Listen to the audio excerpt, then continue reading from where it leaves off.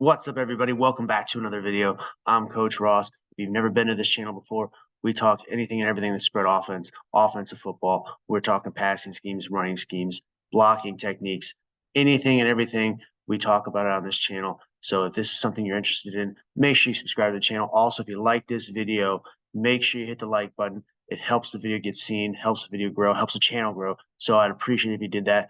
Going to talk about the open grass read concept or open grass way of thinking in this video is when it revolves around the passing game. Now, I am not the creator, and I'm not going to take credit for the open grass reads. That is a great coach by the name of Patrick Taylor. I've watched his stuff. If you've never seen his discussions about the open grass reads, they're phenomenal. You can find them on YouTube. I highly recommend you check them out. But I'm going to talk about them, break them down, and how I kind of use them. Now, I don't use them exactly how he uses the open grass reads, but the idea is very simple. The idea is very easy to teach. And once you rep it out in practice, it becomes a very, very huge portion of your offense, especially obviously in the passing game, that it can make your offense and make teaching your offense that much easier. Like I said, Coach Patrick Taylor, he's a football coach here in North Carolina, has devised this open grass read concept that he uses a lot with his four vertical concepts, but he uses it with all of his passing game in his offense.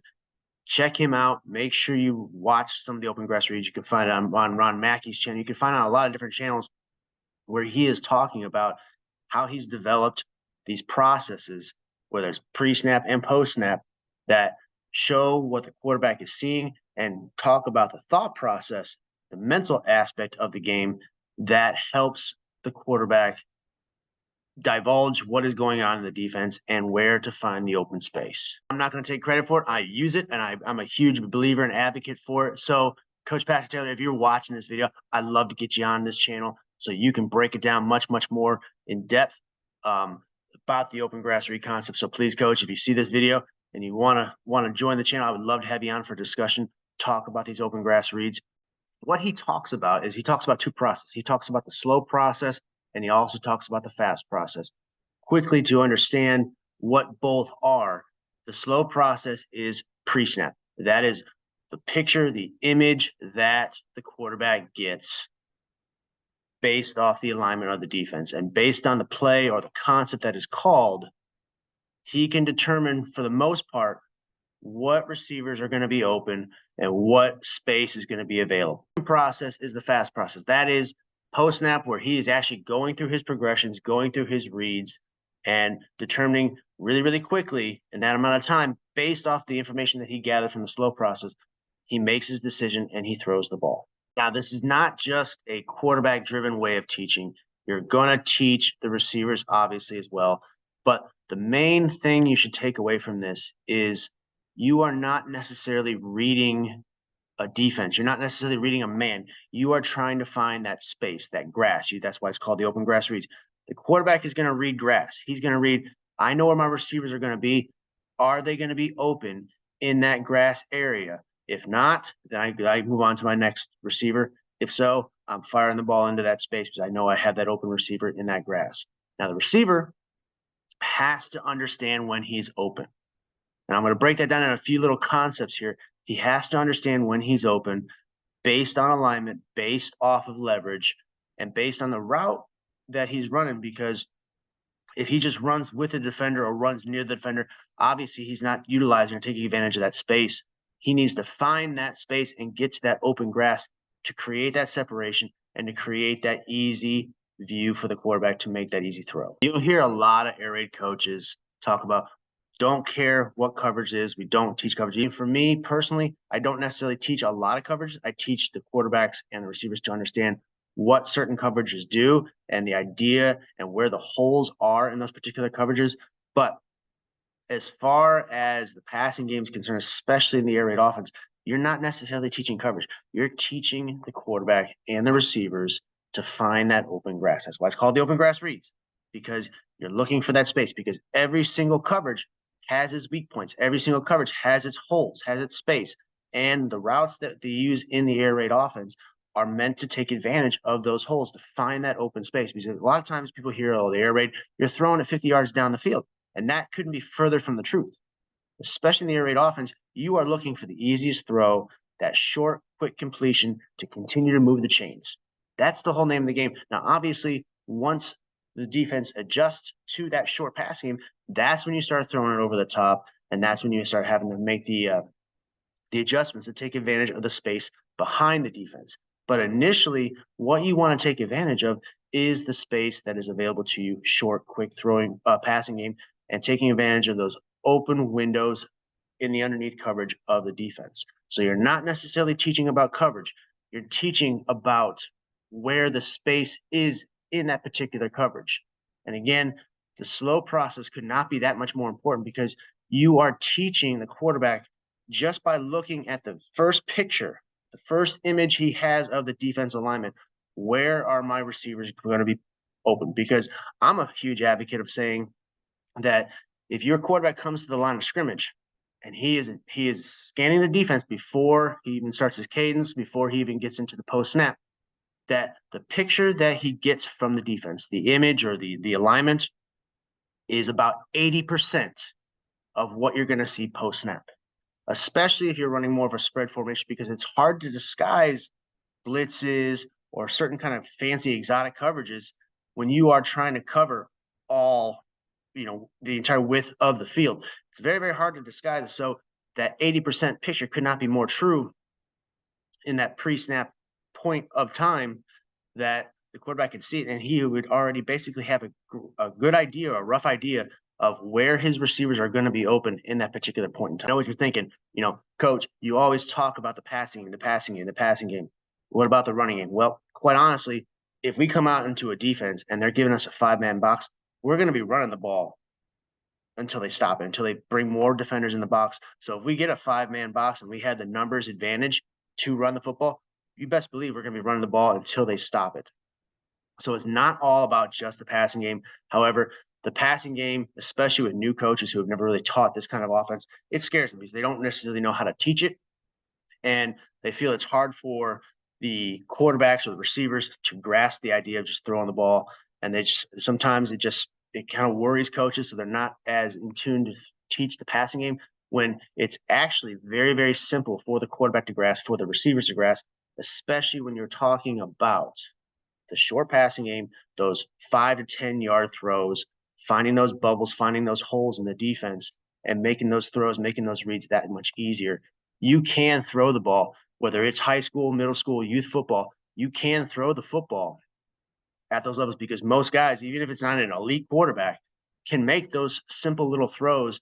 And if you're just reading that simple little space in that particular corner of the field, it makes it that much easier to complete that pass. And then it just makes your offense that much more versatile because once you start hitting those short passing, they have to take defenders out of the box. And that's when you run the ball. Because again, for me especially, when I'm dealing with a defense, I want to have the numbers advantage. Where is my advantage? Where's my numbers? So if I can equate the numbers to an advantage in the box, I'm going to run the ball. If not, the short, quick passing game to get them to back up or get them to adjust their defense so that I can run the ball is what I'm going to do. So again, taking advantage of those holes, that open space in the defense is what we're trying to do here. And this open grass reads concept that Patrick Taylor has devised helps you do that with the short, quick throws based on simple reads by the quarterback and the receivers. The diagram, I'm going to talk about 3 concepts. I'm going to talk about the forward concept, the stick concept, and the corner concept. So, Coach Taylor, if you're watching again, I hope I do this justice, but this is what I took from your open grass reads, and this is how I've utilized it in my offense. So we are talking about the slow process. What is the picture the quarterback gets from the alignment of the defense based on what concept or what play you've called? So as you know from my previous videos in my offense, I treat four verts like a quick game concept, okay? Because every single receiver has choice routes, and some receivers have 3 routes, others have 2. So based on the leverage of the defense and the defender, we are taking advantage of the space that's provided. So quarterback comes to the line. We've called 4 verts in this alignment out of a 2x2 set. Where is the space? Again, quarterback comes to the line. His slow process is to scan from left to right the defense and find out where the holes are in the defense. Now, I tell my quarterbacks with this, especially situationally, obviously it would change some things. But if it's just straight on 1st and 10, take the easiest throw. Where's the easiest throw? And so based on this alignment of the defense, we have options all over the field. Okay, so receivers know that they have to go to where they're open. So based on the leverage of the defense that they have in front of them, the defensive back or linebacker, or whatever it might be, they need to take advantage of space. So the rules are for them, if that corner or that defender is 7 yards or more off the ball, receiver is going to run a hitch, a 3-step hitch. So taking advantage of the space in front of them. So out of this alignment, based on this alignment, quarterback has 3 options right away. Right away, he has 3 options. So three receivers he can choose from just based on the slow process. Who's open right now? That's that. You hear Coach Taylor talk about that. Who's open right now? Or the quarterback has 3 receivers open right now. So who is open by alignment? You'll hear Coach Taylor talk about that. Who's open by alignment? Right now, you have X, H, and technically Y open by alignment right now. So what that does, quarterback scans that. Based on that first image, he has an idea where he's going with the ball. And then we tell him, okay, throw the easiest throw first. The easiest throw is usually typically the shortest throw. So right now for that alignment, right here is that easiest throw to the H, because he's going to run a 3-step hitch, and that ball, pretty much the quarterback should just turn, catch, and fire. He wouldn't even get into a drop. He sees that right now. 3 steps, he's going to hitch up, and he's going to throw that ball right away. So that is the slow process. Then he goes into the fast process. He goes and he peaks that really, really quickly and says, okay, there it is. I'm going to throw the ball right now. Obviously, that changes a little bit with the defense alignment, but based on just this alignment right here and the quick talking about the space that's provided, this is how we take advantage of the open grass. So for the receivers, especially in 4 verts, where is your grass? If your grass is in front of the defender, then you're going to run your 3-step hitch. If it's behind, you need to outside release and get vertical on the defender, restaff the defender, and get to your grass behind the defender. And if that's the case, and we had full-on man coverage on the outside and on the inside, so we had full-on man coverage, maybe a cover 1 or even a cover 0. Quarterback's basically just going to take his best option that he thinks that he can get the ball to. So he's going to throw the best option 1 step to 2 steps, and that ball should be over the top. So that is a quick rundown of the open grass read out of 4 verts. So breaking it down into the stick concept, the quick game here, the process with the slow process is basically the same, which Coach Taylor talks about.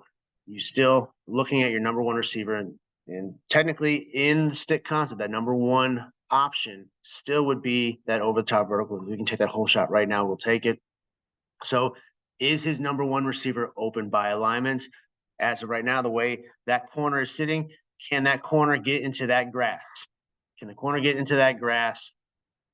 Based on his alignment, yeah, he's going to be able to get into that grass. Even technically, this safety could push over the top and possibly even get into that grass. So as of right now, pre-snap, that vertical is dead. We're not going to come to it. So then his area of grass that he's going to be mainly focused on through the slow process is where his 2-3 read, which 2 to the stick, 3 to the shoot or swing route out of the backfield. So this is where the area of grass that he's looking for is this space right here. So based off of that, he has to know where this defender is. So this defender right now, based on his alignment, is going to be able to get into the area of grass where that stick route is supposed to settle up.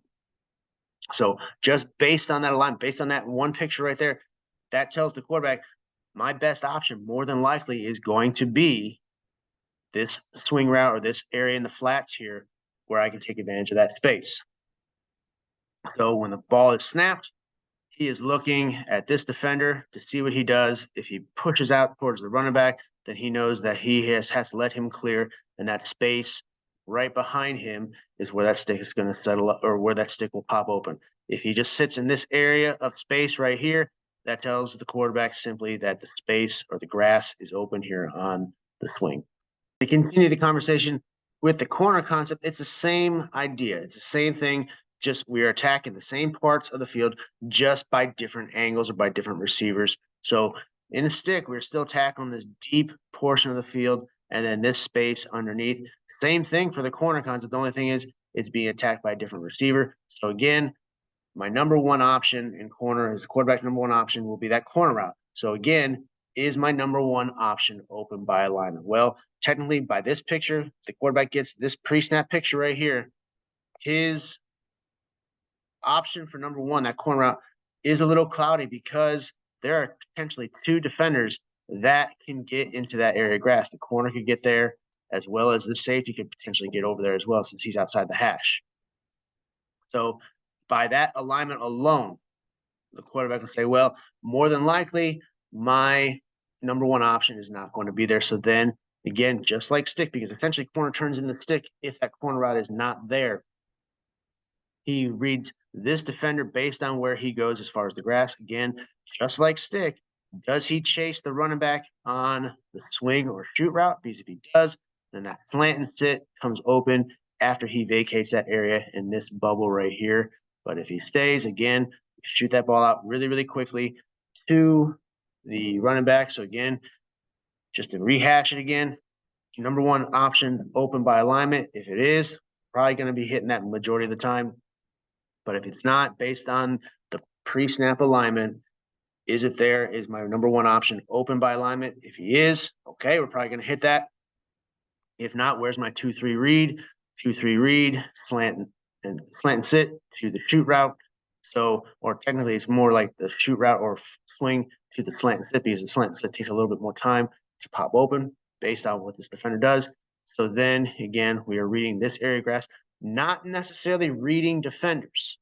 Okay, you are reading the area on the field where that defender is or isn't. Does he vacate that area? If he does, we take advantage of where he just vacated, just like on a blitz or an RPO. Take advantage of the space the defense provides for you based on their movement and based on their alignment. Film here, you're going to see we are going to run four verts here out of a tighter condensed formation. The rules are the same. Again, if we have the space here, receiver is going to run a simple hitch. So the space here, the open grass reads, idea is simply throw the hitch here. However, we are on the left hash. That's a longer throw. Might not be the easiest throw. We also have a corner who's tight in the boundary to this receiver. So the receiver knows that he's got to get vertical on that defender and get to the grass behind him, restack the defender and get to the grass behind him. We had the best option as far as taking a shot over the top. Felt like we'd take advantage of this defender. So quarterback threw a nice ball over the top to this receiver right here.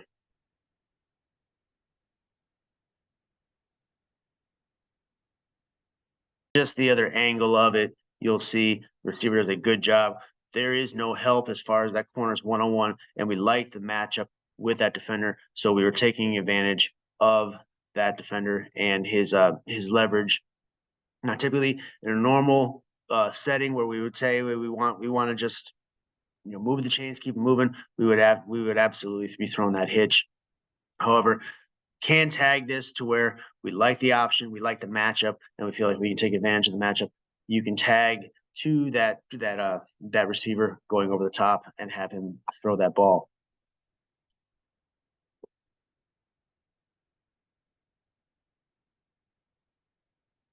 Example here, again, showing the space right here.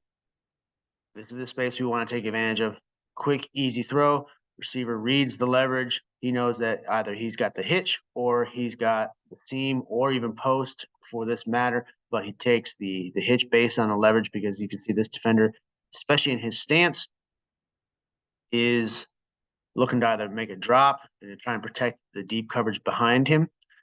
So receiver, quarterback see this. Again, the slow process would be who's open right now. We have somebody open right now. Easiest throw because both receivers are going to run their hitches based on the leverage that the defense is giving them. But quarterback makes the simple, easiest throw possible, which is to this receiver right here. And it's an easy pitch and catch for 5-6 yards.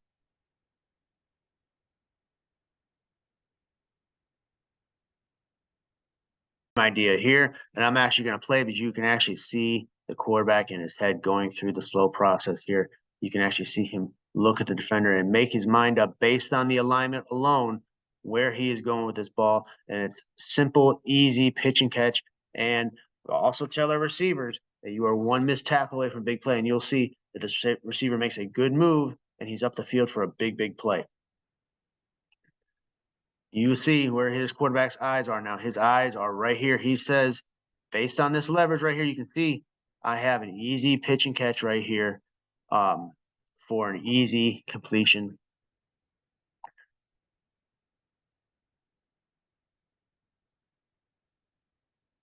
And as you can see, up the field for a big play. Running, just to show you an example of stick here. So again, the rules are, or based on the alignment, is number one open based on alignment? No, he is not based on the leverage of this defender, because it would be very, very difficult for this receiver to get over the top. So again, we are going to attack this area of the field. This receiver here is going to run the flat route.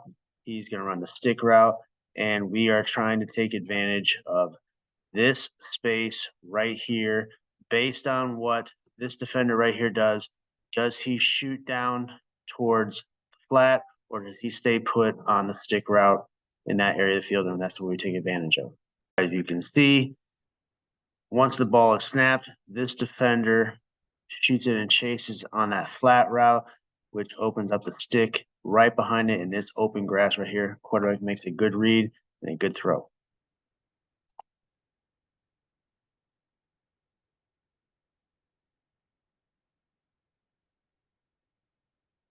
So this is actually a clip from a JV game here. We're going to show corner here. Again, rules as far as slow process when it comes to the open grass read.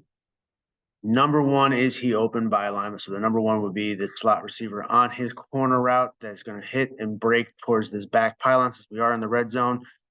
And then the slant, sit, and then the swing out here in the back. So I'm showing you this clip because it can be done very easily with young JV, middle school, and even youth with regards to the open grass concept. So quarterback is still going to peak his number one read. He's going to peak this area of grass because that essentially is the only defender that can get into this piece of grass. So he's going to peek him to see what he does. Because essentially, if you think about it right now, based on this alignment, the quarterback knows that he's going to have at least one receiver open, because they only have two defenders over here in a three-man concept that we are running. So one of these receivers is going to open up. So he is going to look to this defender here first to see what he does, to see if he sits with this receiver here on the slant and sit. If he does, and if he jumps that slant and sit route, then he knows he has the corner over the top, because quarterback should know just based on the alignment. And if he reads numbers, again, we're trying to take advantage of numbers.